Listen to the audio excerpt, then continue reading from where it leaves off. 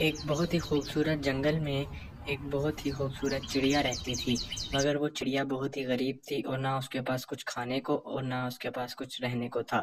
ایک دن وہ ندی کے اوپر سے گزر رہی تھی تو گزرتے گزرتے اس کو ایک اور چڑیا نظر آئی۔ وہ اس چڑیا کے پاس جا کر بیٹھ گئی اور اس نے اس سے پوچھا، تمہارے سر پر یہ کیا ہوا ہے؟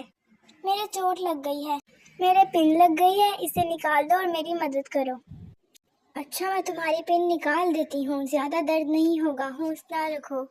پھر اس چڑیا نے اس کی پن نکالی اور اسے اس تکلیف سے آزاد کیا اور ایک اچھی چڑیا ہونے کا ثبوت دیا، کیونکہ وہ جانتی تھی کہ وہ ایک اچھی چڑیا ہے اور دوسروں کی مدد کرتی ہے۔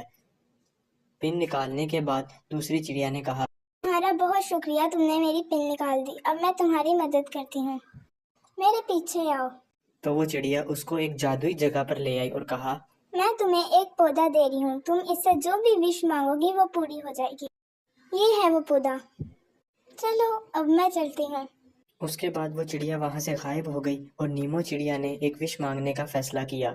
میں یہ وش مانگتی ہوں کہ مجھے ایک پیارا سا گھر چاہیے۔